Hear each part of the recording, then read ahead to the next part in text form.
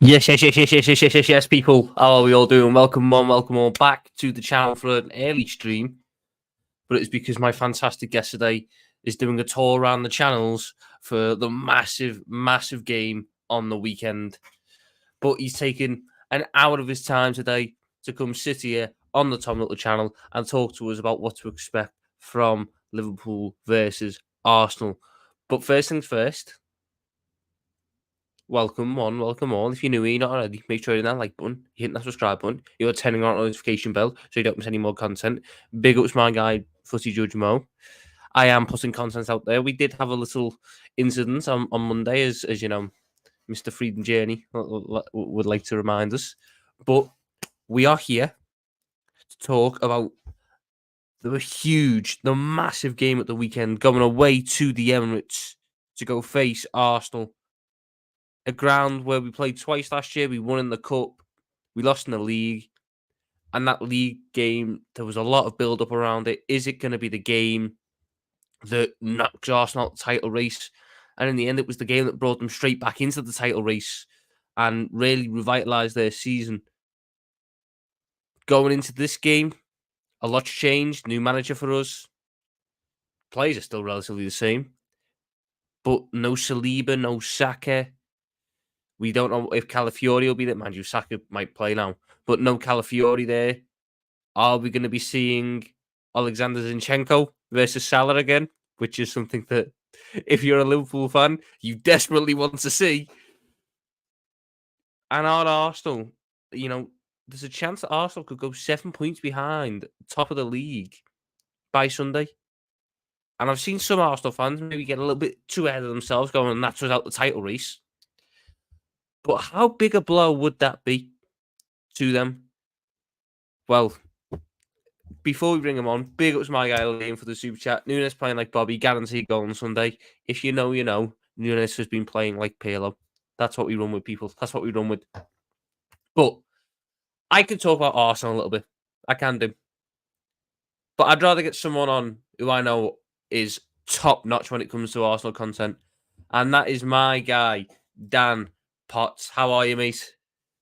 Tom, pleasure, bro. Nice and early. I've got a busy day, so I had to make some time for you, my bro. You've been good to me on 12th, man. So I wanted to come on and chat to you about this game, man. It's going to be mad this weekend, bro. I'm seeing so many ups and downs and emotions, anger, frustration, excitement, nerves. Must be a big game, mate, because trust me, everyone's talking about it, man. How are you, man? I'm good, mate. I'm good. I appreciate you coming on. And yeah, it's a huge game. You can tell when there's a lot riding on a game when you're seeing all the overreactions from the fan bases. I mean, we might as well start there. Do you think, like some of the people I've seen on social media, which I know is not the barometer to judge actual calm opinions, but do you think that if Arsenal were to lose this game, that could be them done for the title already on the 27th of October? It's mad to say that, isn't it? This early in, we're not even at Halloween, and people are writing us off if we win this game. I will say, though, as much as it wouldn't mean we're completely out of it, boy, is it tough. Boy, is it tough. Because as much as we're looking at Manchester City as the team, you'll be 7 points ahead of us. They'll be 6 if they beat Southampton, which I imagine they will do. We were 8 points clear, Tom, 2 years ago, and we couldn't win it. So being 6 points behind is even tougher, man. Now, I know City aren't the City of old, and I know that Liverpool are going to potentially go through what would be a madness if he won the league in the first year under Slot, and would actually be quite embarrassing for Klopp. I never thought I'd say that, but it would be. I think it would be very, very difficult, man. So it's a must-win game for Arsenal. I've been very clear about this season that we didn't do enough in the summer transfer window to win this league. So for me, I don't think that it would be a massive shock now if Arsenal don't win the league. What would be frustrating is if you won the league. I mean, that's a sackable offence for Mikel Arteta, in my opinion, if Slot walks in his first year and wins it. So I feel like it would be too much to say that it's completely over. But I can understand why people are like, yeah, it's too hard this season. We'll have to, do what we can, win as many games as we can. But this is going to be massively hard to turn around now. Massively hard. So it's a must-win game, bro. You said then you felt like you didn't do enough in the summer, and I feel like that was a sort of common consensus among Arsenal fans that the summer was a little bit underwhelming. You brought in Calafiori, you brought in Mikel Merino, and you brought in Raheem Sterling right on the deadline. Where do you think Arsenal undersold this window? Are you in the basis that it should have been a number 9 coming in, like a Victor Gyökeres? Maybe it should have been another midfielder coming in, like maybe a number 10 to be a backup to Odegaard. Where do you think Arsenal missed the ball this summer? So the number 10 and the number 9. We are a number 10 and a number 9 short from doing what we need to do. And I think that is get across the line. Victor Gyökeres was the guy I wanted. I mean, let's be real. I want Isak, right? But he's not coming. Wasn't coming in the summer. So Victor Gyökeres was the guy I wanted. £84 million. People will say that's a lot of money. It is. But let's be real. What striker are you going to get for less that's doing what he's doing at the moment? He's absolutely killing it in Champions League and the Portuguese League. And I know people will point a finger and say, look at Darwin Nunez. But I've seen enough already to look at him as being much more of an all-round striker than Darwin Nunez. I actually think Nunez is a winger than a striker. I don't think he does anything in the 9. I actually think he's more effective on the right or left, but that's another story.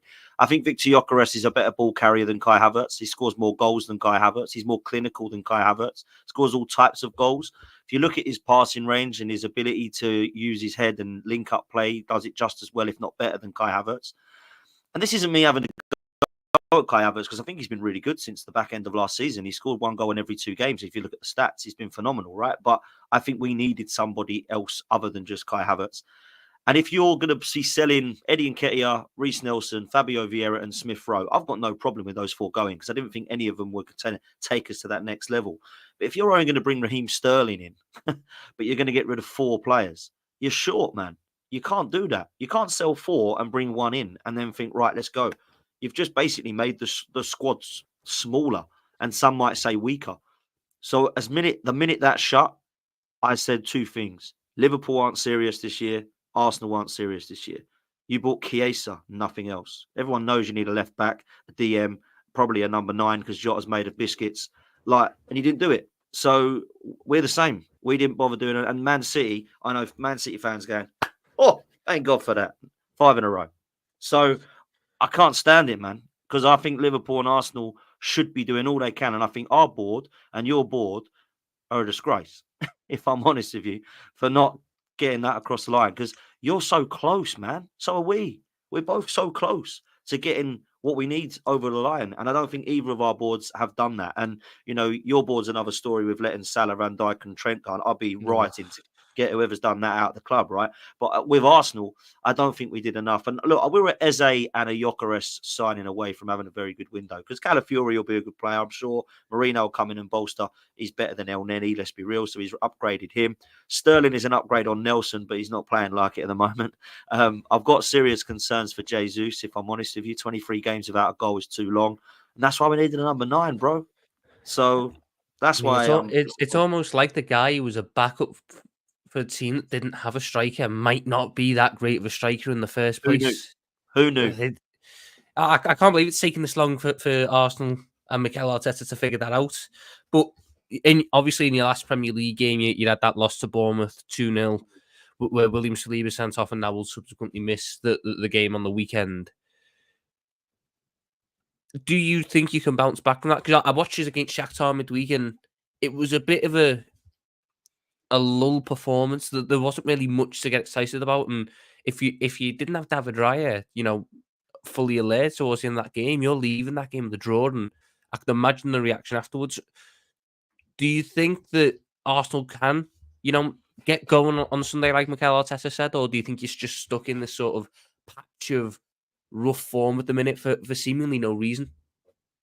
We're stuck, mate. I'll tell you why we're stuck. Because people have looked at the results this season and that's fine. I'm a results man. I don't care, Tom, if we win 1-0 every single game. I really don't. I grew up on George Graham, mate. 1-0, 2-1. More than happy winning titles that way, right? When you play that way and you don't get the 1-0s and the 2-1s, people will start to question what the hell you're doing. Because at the moment, there is no real style that I can see with Arsenal. We're lost in the final third. Defensively, people are talking about us being good. Yeah, that's fine. You can talk about that if you want. We have still conceded more goals than a lot of the top half, however. But when I look at it, Right now, it's the final third that's letting us down. And it is because we've got Odegaard and Saka out together. Anybody would miss those two. But we haven't got the cover, bruv. We haven't got the cover. Now, Trossard's done a good job there, but he's not really a number 10, but he's done an okay job there. He's not trusting Ethan Nwaneri, which makes me wonder why we got rid of Smith Rowe then, because he was supposed to be the guy that we used if Smith Rowe was sold, and Vieira was sold, by the way.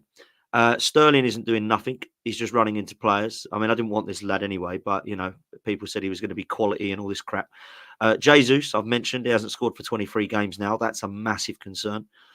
And if I'm honest with you, bro, if Saka and Timber are out, I've wrote this game off. Because with Odegaard and Saliba out on top of that, if you don't win, mate, there's something wrong with your team. Like, real talk. Like, if you can't beat with a Zinchenko or a Kivior at the back and, you know, Sterling running at any of your players or Jesus to that effect, I think that you would be disappointed, let's say, to walk away with nothing or to walk away with a draw, because that is not a good Arsenal outfit at the moment, mate. Look, anything can happen. You can raise your game. It's a huge game, right? So hopefully the players will get up for it. I'm hearing Saka and Timber should be all right. That means we have to play them because we're stuck at the moment with nobody else that's any good anyway. So I think that until that news is announced, it will change my opinions on how the game will go. Because if we don't have Saka and Timber, it's going to be like it was at Shakhtar, which was poor, by the way, really poor. No creativity, no vision of passing, no passing in triangles. Lumps just stood there, lumping the ball up to Havertz, who, let's be real, is really good at linking up play, but there's no one to link it up with. Standing there, allowing a statue control the ball and try and turn. So there's problems, mate, at the moment. It's a good time to play Arsenal for you boys, really is. You're on fire. So I feel like the team news is going to sway me here massively. It's interesting there that you said if you've got no Timber and you got no Saka, you're writing the game off. Even if they are, you know, going to make the weekend's game, they won't be 100%.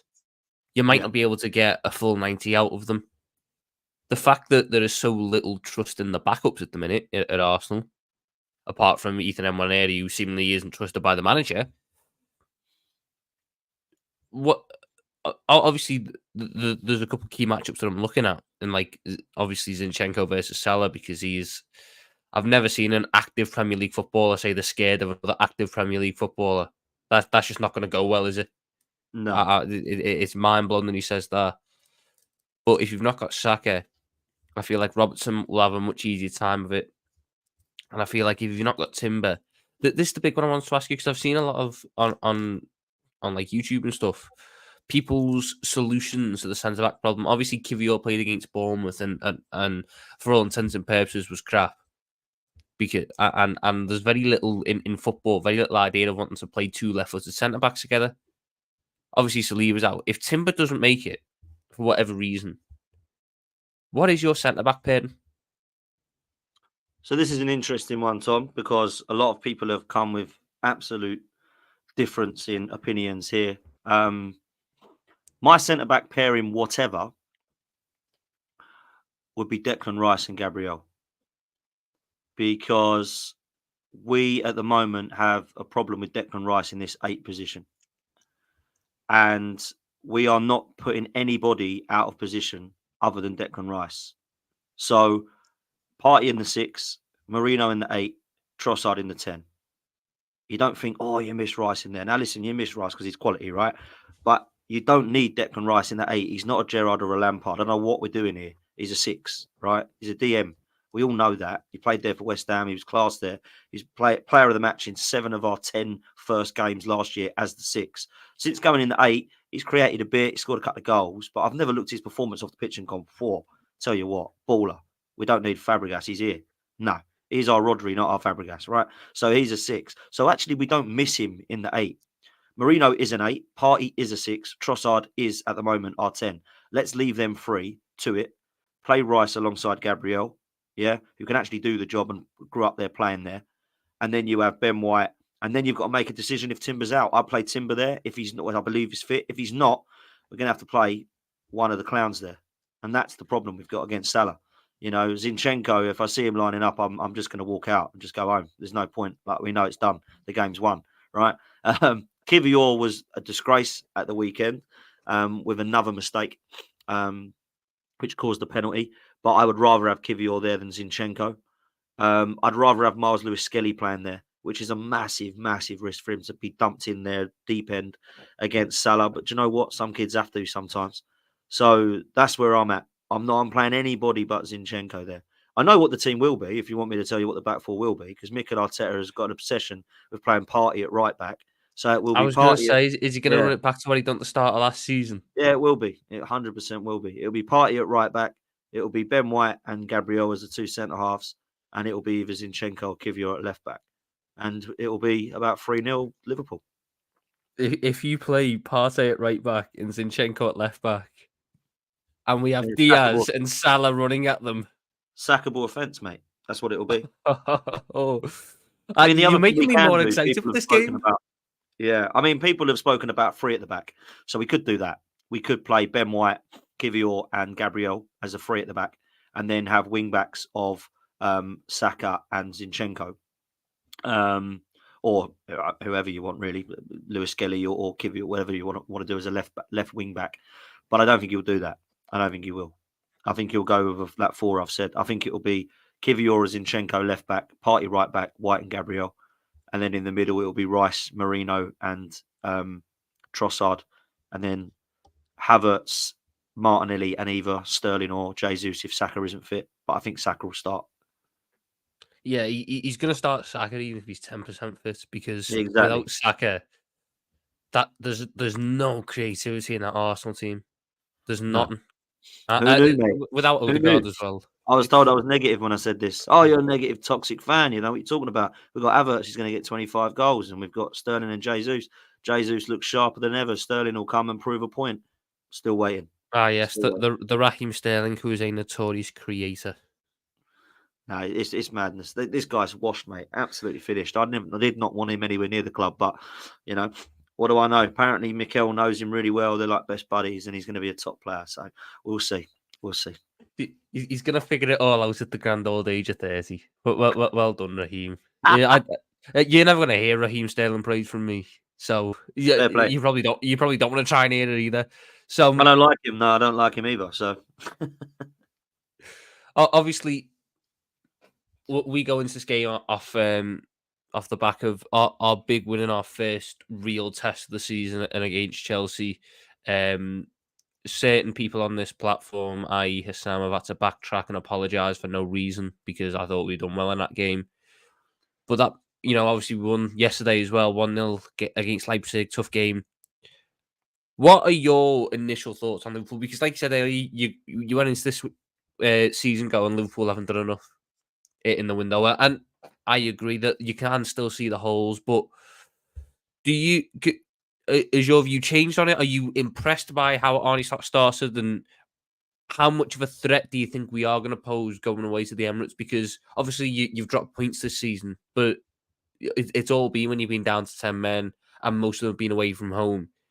Do you think we can come to the Emirates and really rock the ship and cut and get the 3 points on Sunday? So my thoughts on Liverpool are this. The reason I didn't believe you did enough in the window is because I still feel there's gaps in your team. And that was to win a title, by the way. Because you didn't do enough, what I didn't do was go, oh, they'll come about 8th now. Like some people were saying, Liverpool were going to be out of it completely. I respect your squad, Tom. I think you've got a great side. I do. I didn't know anything about Arne Slot other than he won him with Feyenoord, but we know with Ten Hag that it doesn't really matter if you win over there because you can still be rubbish, right? My biggest compliment I can give to him is I haven't looked at Liverpool once this season and gone, bloody hell, they're unrecognisable since Klopp's gone. I don't recognise this Liverpool side. That's probably the biggest compliment I can give him because he's one of your greatest managers ever, right? What I will say is I never looked at the Liverpool result once at the weekend and was shocked other than one game, and that was when you lost to Forest. I never looked, I thought, oh my God, Liverpool beating Ipswich. How the hell have they done that? Or Liverpool beaten Wolves. They've beaten Brentford. They've beaten Man United. The only one I looked at was at the weekend against Chelsea. Well, I didn't actually think you were that great, but you dealt with them. And, Curtis Jones, by the way, apparently he wasn't supposed to play, but he was by far your best player. I thought he was quality. You've got moments in your team, man. You've got moments players. Salah being one of them. Trent being another. I know Alisson's out, but he's phenomenal, by far the best in the world, in my opinion, in goal. I think Van Dijk's back to his best at the moment. I think he's rolled back 3 or 4 years somehow, which is insane, really, considering he's getting older, not younger. So you've got players in your team that can do it. The ones that have surprised me, Ryan Gravenberch. I never thought he'd be the 6. He's been phenomenal. I like Kenyatte partnership. I think defensively you've been good. You know, people have said that Trent and Robertson are just one way bombing forward and they leave you exposed, but I've not seen any evidence of that this season. I think they've been very good. So yeah, Liverpool have done well. I will say I think this is the biggest test coming up at the weekend, even with our side that's a little bit depleted in parts. I still think that we can give you a good game.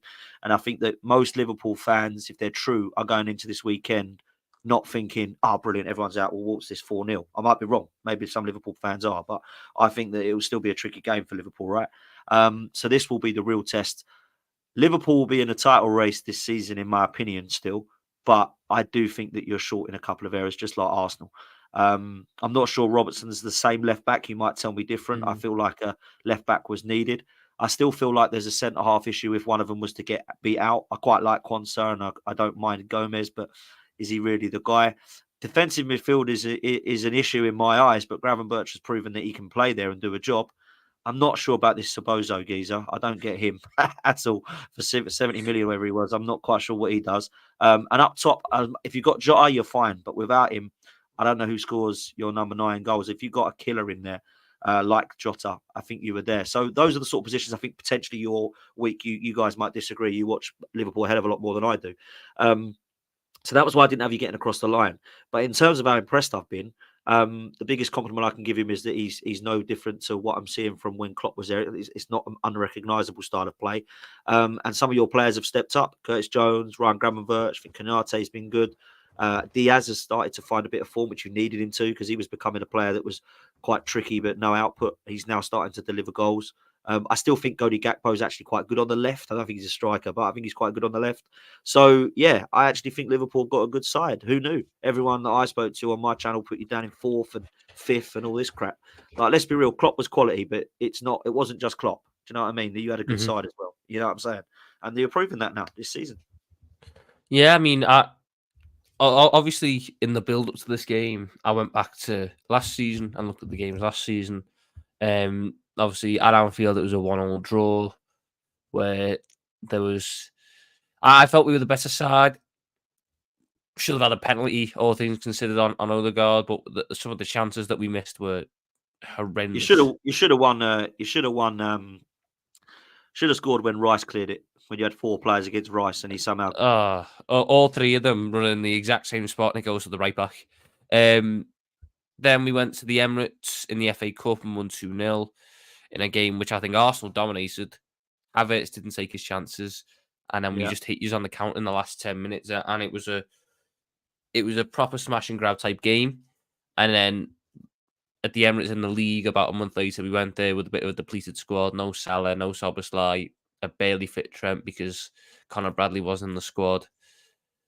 And you beat us 3-1 in what was a must-win game for you, that I feel gave you the confidence and the belief to go and really push again to try and win that title.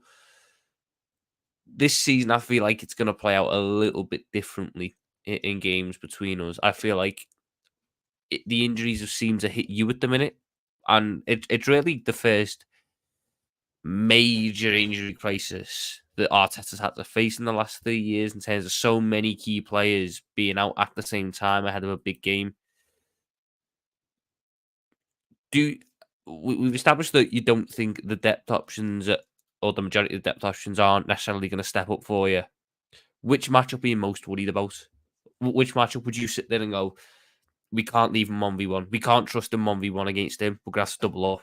We're going to have to get support elsewhere to make sure that he's not isolated.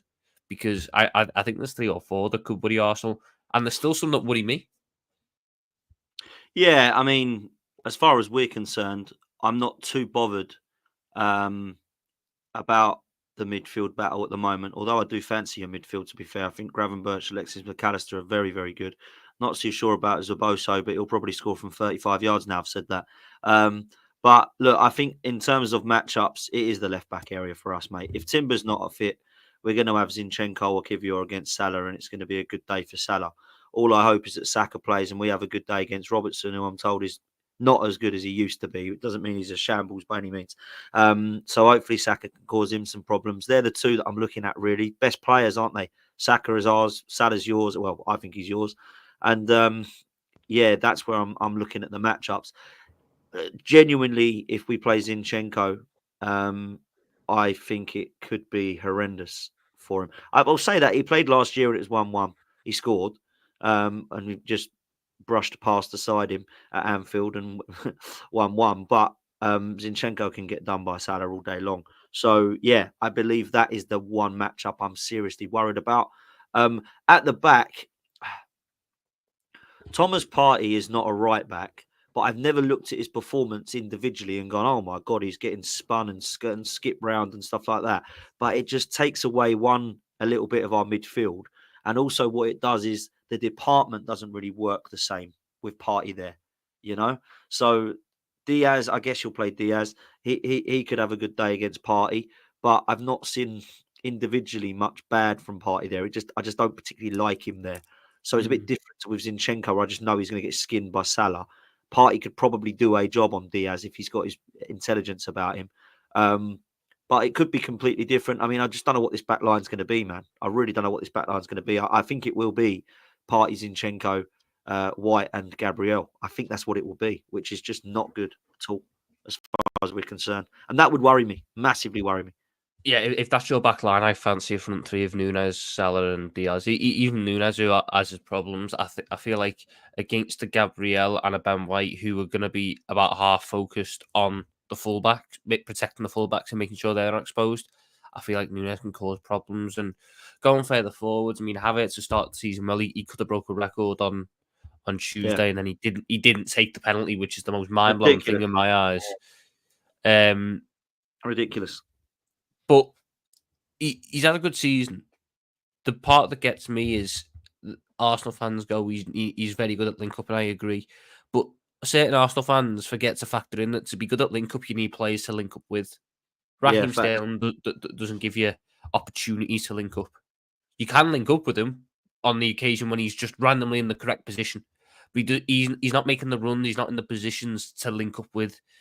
So obviously we know Saka's probably going to be fit enough to start. We don't know how long he's going to get, but he's going to be fit enough to start.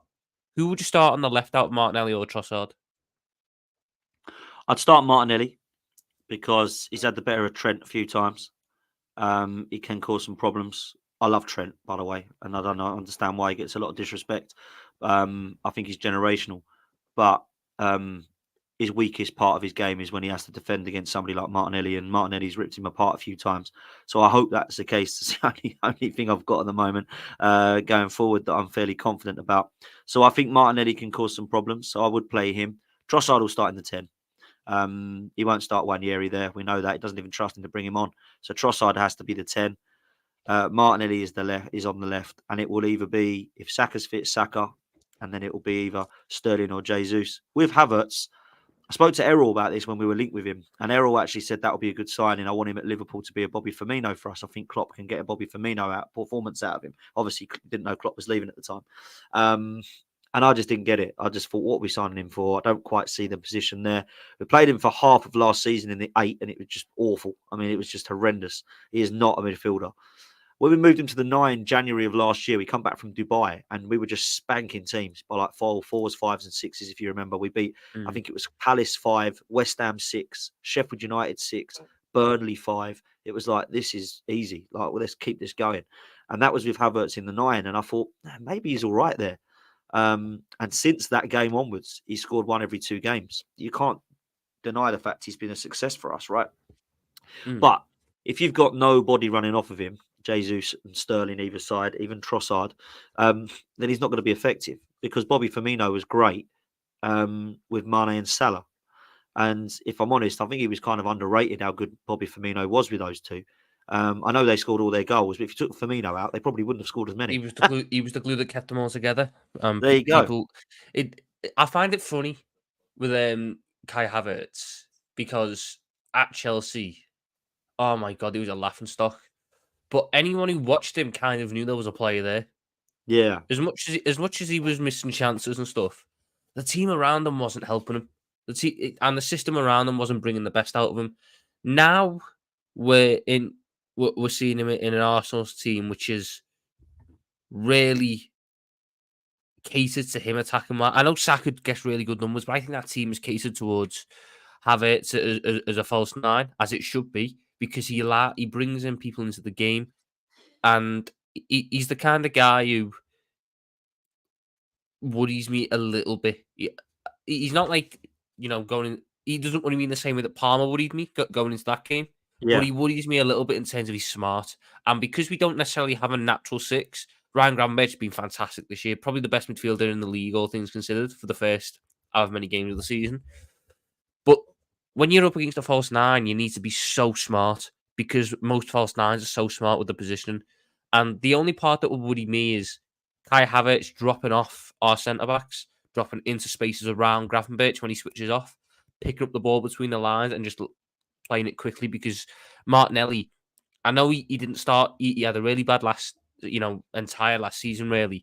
And this season, you've seen moments, I know he got man of the match in midweek, but he's a player who always seems to like it against Liverpool. He's a player who always seems to turn up and bag a goal or have a good game against us. So we need to make sure that we're dealing with that. I mean, you mentioned earlier you don't see what Szoboszlai is doing. I personally don't think he's going to start this game. I think it's going to be Jones, McAllister, and Gravenberch as a midfield three because you're going away to the Emirates. I think not Arteta, Slot's going to look at that and go, we need to try and keep the ball when we've got it.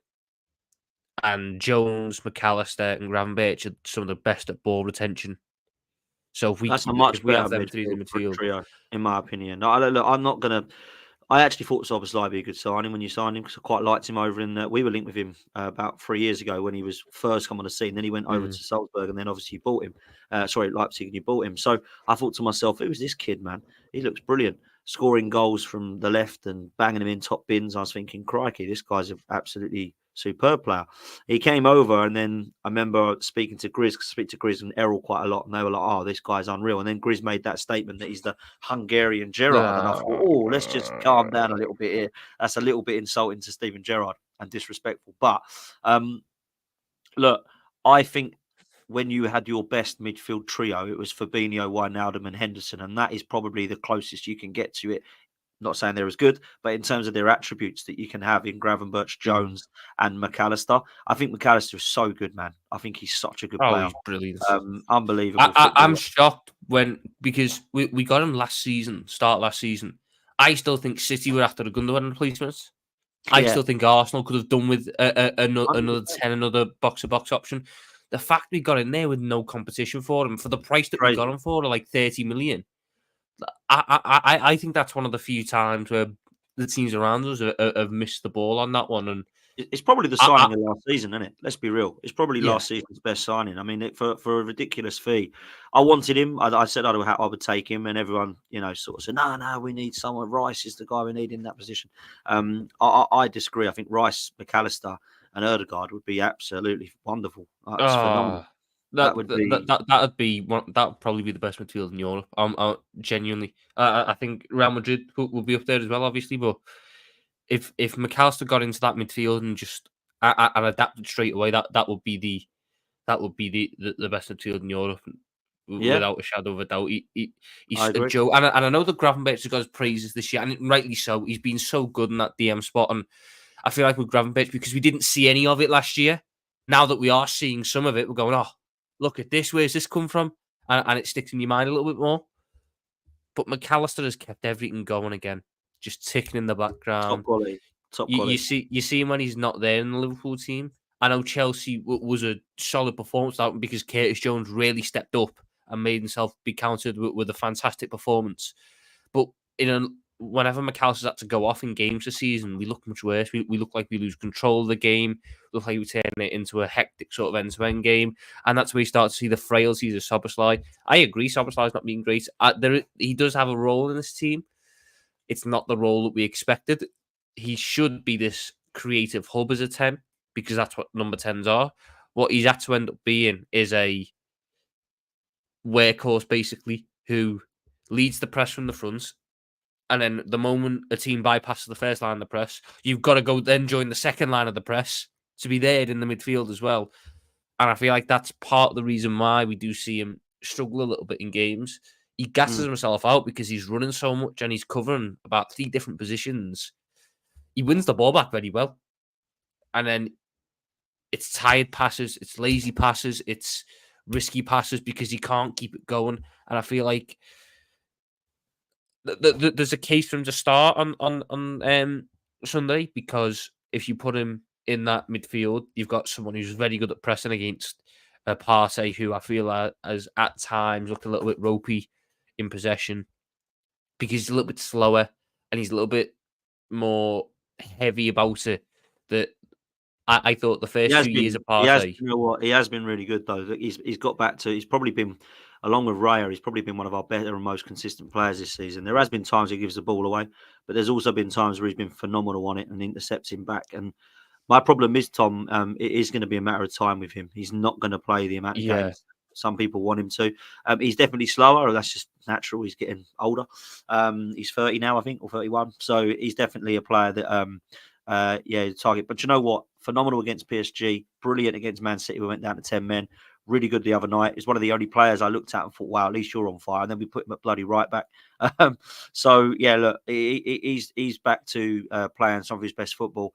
But you just know it's a matter of time. And this is my problem, Tom. This is why I said with Arsenal, and so I don't want to bring it back to Arsenal because I'm on the Liverpool bit, but this is why I said that we haven't done enough, because the players that we're now relying on are the ones that always get injured. We are basically relying on Partey to stay fit at the moment. We're relying on Jesus to stay fit at the moment. Zinchenko, we might have to play him at the weekend. We're relying on him not to get injured. Tomiyasu is injured still again. He hasn't even played any football yet. Kieran Tierney, we've still got him at the club. People forget about this. We've still got Kieran Tierney. He's still here. He's going to Celtic in January, apparently, again, right, on loan. But he's still here. I would play him. I would, if he was fit, I'd 100% play him ahead of Zinchenko. He's so much better defensively than Zinchenko. It's crazy. So all these players that we've got that are injured, we're relying on injury-prone players to stay fit, and this is why we didn't do enough in the window, man. But sorry, go on. You're going on about Liverpool, and I'm bringing it back to Arsenal. No.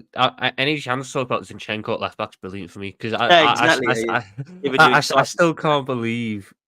You know, before we carry on, big ups my guy Aquia for the super chat. He says you'll never walk on Tom.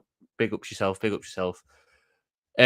Going back to Zinchenko though, there was that phase with Arsenal towards the back end of your first title challenge and the start of last season, where all these weird clips came out.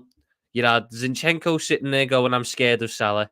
If he has space on me and runs at me, I'm dead. I can't do this. I can't do that."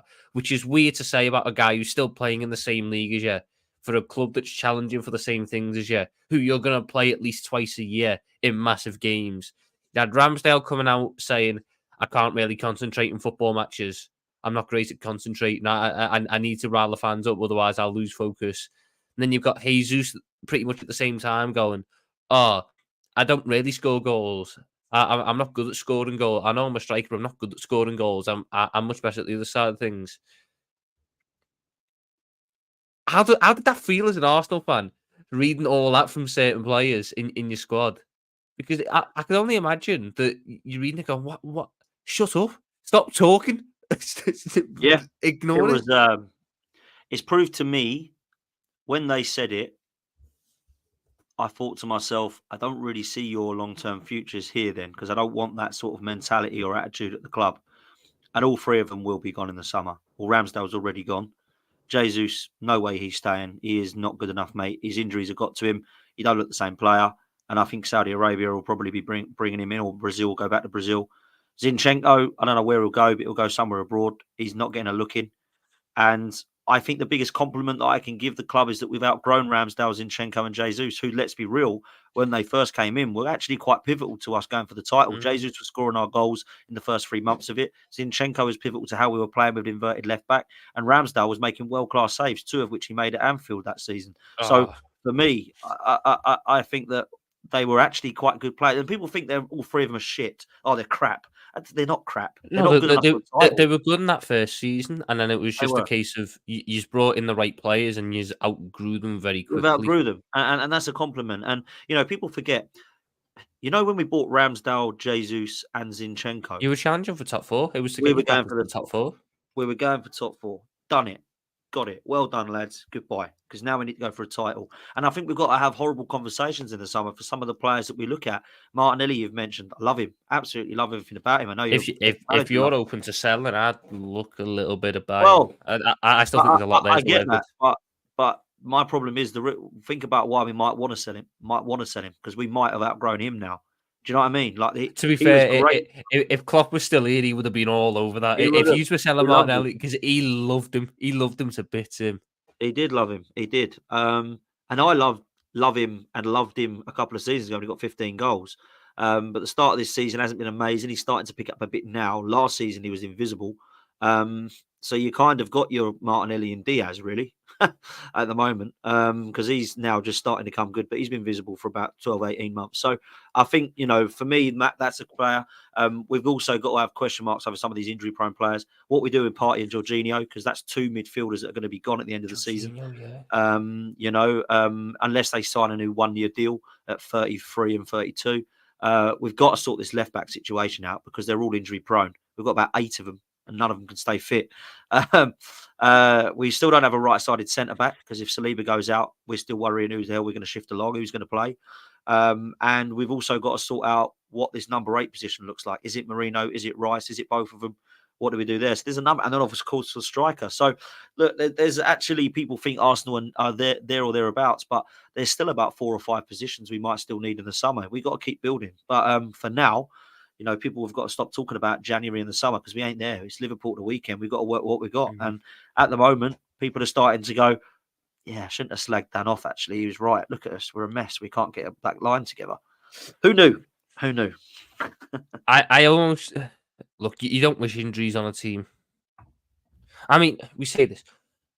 The narrative that you don't wish injuries on a team is a lie. If a team gets injuries, you're quietly happy because it means you've got a better chance. You As don't long as wish they're it not on serious them. injuries. Yeah. That's what I would say. If it's like, I As don't want lo- everyone to get ACLs. Do you know what I mean? Yeah, but if he but actually, you know what I mean? if I'm seeing that Saka's missing a couple of weeks with a muscle, I'm Of going, course.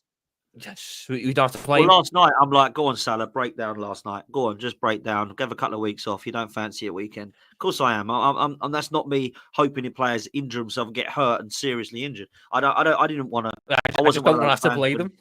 I just don't want to have to play them Yeah, at the well, weekend. look, I don't want to have to play Salah. I don't want Salah coming up against Zinchenko. I'll give you. I know it's probably going to happen. When Rodri went down, I was silently going, "Oh wow, go on, be out for a while." I didn't want him to have an ACL miss bloody 12 months of the season. No way. I'm not that much of a scumbag. But of course, when he went down, I thought, "Oh, a couple of weeks will do. That'll be nice."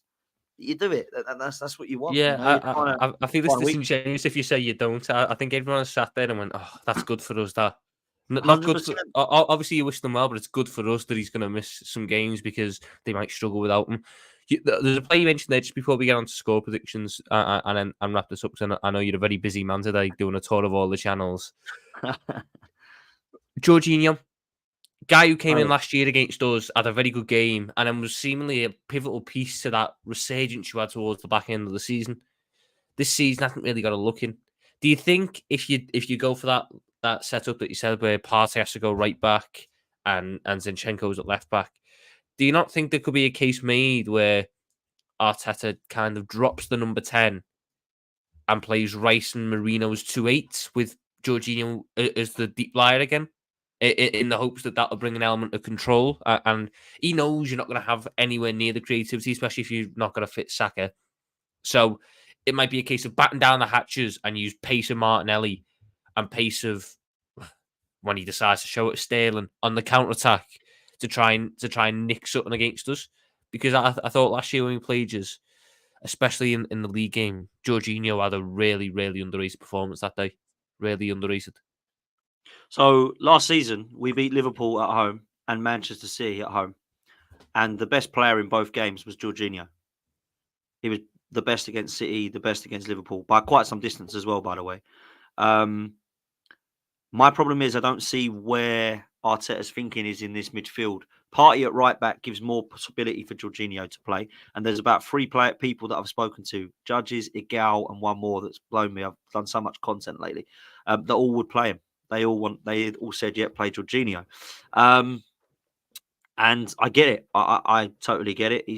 I wouldn't look at that team and go, oh my God, what the hell is he doing on there? He's not that sort of player, Georgie. He comes in and he does a really good job as well. He's slow. He gives balance in the midfield. He slows the game down. Some people don't like that and don't want that. Might need that in certain games. We certainly needed it last year against you and against Man City, and it's frustrated the life out of you. That was why he's one of the better players. So I think when you look at it, I've got a lot of time for him.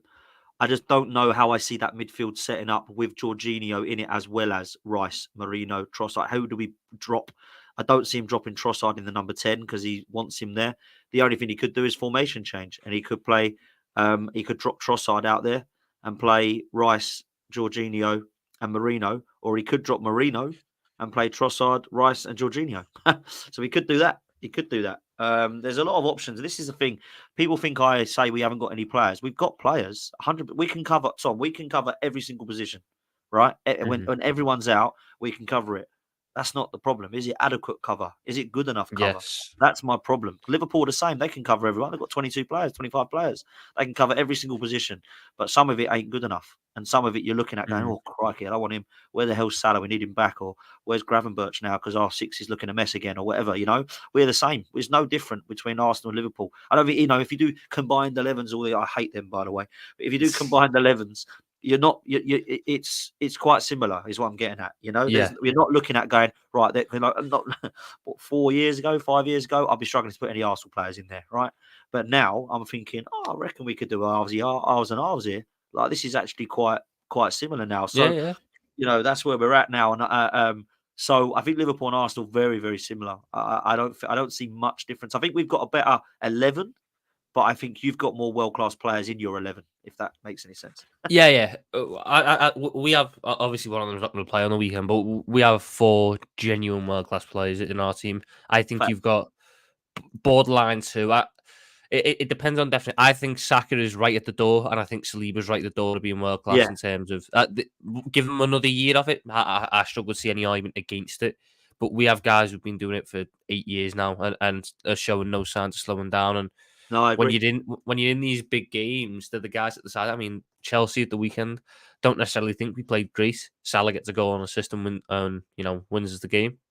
Yeah, and that's we've done that with Saka. Saka's done like these goals and assists, and people are like, "Did he actually play well?" It's mad. Like the numbers that Salah and Saka are putting up consistently now is a madness. And I'm not saying Saka's better. Yeah. But the numbers that Saka is putting up is just. I mean he started the season ridiculously. Saka, what was it? 7 assists in 7 games. Yeah, it was 9. Well, it was 9 goals and assists in 7 games. Yeah, so that's mad, crazy. And him not making that game potentially, certainly not being 100% fit, is big for us because I know you mentioned earlier you're looking at Saka versus Robertson. I'd be more worried if it was Saka versus Tsimikas. I'll be completely honest. Robertson's always done a decent job against Saka. I think you'll know better than me about these sort of stats, but I know that Saka has played Robertson 6 times and never scored. But every single game he's played against Tsimikas, he's scored. Which, just I'm not the greatest stats man. But if I'm looking at stats on the face value, there I might go for the guy who's never let him score than the guy who's let him score. I don't rate this Tsimikas dude. I don't really get him. I think he's got Zinchenko vibes for me. So yeah, not too sure about him. But yeah, if it's Robertson, he's been quality Robertson, and I know people will say he's done now and all this, but I haven't seen any evidence enough to think that this guy's a shambles and a weak link anymore. I don't know. You might tell me different, and he's been awful, but I don't think he's been that bad. Has he, Robertson? I don't know. No, he's. It depends who you ask. I still like him. I think that is he the same player he was when he was the best left back in the world? No, obviously not. But that doesn't now mean he's crap and he's not a guy who can give you sort. I still think he is one of the best left backs in the league. A little bit poorer attacking wise, but defensively, especially with the system change that we've got, where we've stopped giving our fullbacks half the pitch to cover. They can focus on the 1v1 defending, and we see them getting beaten a lot less. And that's what I'm hoping will happen against Martinelli, because the one thing Martinelli was so good at against us was, yes, he could beat Trent 1v1, but he beat Trent 1v1 because Trent's busting a gut to try and recover because we've dragged him into midfield, and then we kind of have no one on the right then, and then Martinelli's just standing there going, all right, pass it to me, I'll leg it. And then Trent's busting the guts to try and get back there, and Martinelli can slow himself down and pick his moments. But before we wrap up, how do you think the game is going to go, and what's your score prediction? So the reason I'm going to do this a bit differently this time is because I genuinely don't know who is fit, Tom, and that is massively key to my predictions. If Saka and Timber both play, I genuinely do think we can win this game 2-1, because I think one thing we haven't mentioned that we are so good at is set pieces. And Gabriel from Edders is a monster, mate. You just you got to put Van Dijk and Kanate both on him. He's that good, right? And Saka and Declan Rice's delivery from corners are good. The difference is with Saka being out, we haven't really been able to look too good from set pieces. So he's massively key to that. So I'll go 2-1. If we don't have those players and Zinchenko plays, I genuinely believe the best we can hope for is a 1-1 draw. So I'll go with 1-1 to try and back my team not losing. But I would be very, very worried, because I think that's how much I respect Salah. I can't not. He's 7 years of delivering, scores goals against us. It's nice that Firmino ain't there, because he's actually scored 11 goals against Arsenal. Yeah. You were his favourite opponent, to be fair. Another one that might not be there is Jota. He has a decent record against us as well. Is he injured or is he started? Yeah, he's got he's bruised his ribs after that incident against Tottenham, which I'm sure Arsenal fans dealt with in a really happy way. Yeah, that because it was definitely not similar to Saliba in any shape, way, or form. Apparently not. But, according to Don, it was because the ball was going backwards or some crap like that. I don't know what's going on, but it was clearly it was 2 yellows or 2 reds. I mean, I found it brilliant that the whole argument is it's going away from goal. Yes, it's going away from goal because Jota hasn't had the chance to take a touch because he's been kneed in the ribs. So he can't necessarily be in a situation to control it back towards goal there. But he's bruised his ribs. Probably, if he makes the game at the weekend, he won't start. He certainly won't be 100%. So I'd be expecting Núñez to start up front. And to be fair, he's had a decent 2 games, being more of a Pirlo than a striker. He causes havoc, he causes chaos. I believe he's a winger, but in front of goal, he's a little bit like, you just don't know what you're going to get, do you? And look, he can score against us. I know what I get with Núñez. When he's onside, massively inconsistent. When he's offside, probably the best finisher in the league. The offside goals that man scores are ridiculous. If Arsene Wenger got his wish and brought in that offside rule, where just a party has to be onside, we'd be challenging Haaland, because he's so good when he's offside. When he's onside, he's so bad at points. But obviously, I have a lot of respect for Arsenal. You've been a very good side for the last couple of years. I do think we can win this game. Maybe I'm still off the high of the Arnie start, but our defence has been so good. And your defence has been the benchmark for the last couple of years, in my opinion. You had a really good structure and a top quality centre-back partnership. Obviously, Saliba's not playing at the minute. But this season, you've looked a little bit more ropey. I think it's, 8 goals conceded? 6 or 8? I know it's an even number. We've conceded, I can't even remember now. I think it's 8. Yeah, it's 8, because Tottenham have said they're laughing because they've only conceded 9. Wow. But we're 8. And but I will say, Tom, White, Saliba, Gabriel, Timber have not conceded a goal yet. When White and Timber are out, we've conceded 2 against Leicester, 1 against Southampton, goals against Man City, obviously, but that's I mean, Man City score against everyone. By the by, we kept clean sheets against Wolves, we kept clean sheets against Villa, we kept clean sheets against Tottenham, we kept clean sheets against PSG. This was all with the back line that we want to see. And I don't dislike Calafiori, by the way. I think positionally he's a bit questionable, but he's certainly got some talent. But certainly when we started mucking around with our defence, we've started to concede goals. So yeah, man. Yeah, and you've had a keeper to bail you out when you've needed to in certain situations, which is massive for you. I think we've conceded 3 goals in the league this season, and one of them, oh my god, one of them still knocks me sick. The bloody Wolves one. Why doesn't Canate talk, and then it's 2, and you're on for something really good there. But I back our defence away at the Emirates. It's always going to be tough to keep a clean sheet. So if we concede 1, we concede 1. But I think this is the game where it comes together in an attacking sense because it's been a lot of nearly for us attacking. I know we scored 3 against United and we scored 3 against Bournemouth, but it's been a lot of nearly for us attacking wise. We've created decent chances and we've had keepers pull off worldy saves, or we've missed them, or they've been offside, or whatever. I think this might be the game where it all comes together and we win 2-1, 3-1. I really do. I think we couldn't have asked to play Arsenal at a better time. We need to take the most of this opportunity, and we need to put them in a horrible position to be in, because if you do go 7 points off the top and head starts to drop, that could be a real bad situation to be in. Probably won't happen. Arteta won't let it happen, but if it were to happen, really it'll be horrendous. It'll be horrendous. I honestly believe the title would be over, and people might think that's mad, but mathematically, of course, it's not. Too many games to play. But I really think it's hard to expect Man City to lose 2 games and Arsenal to win those 2 games, and then you're still only joint points.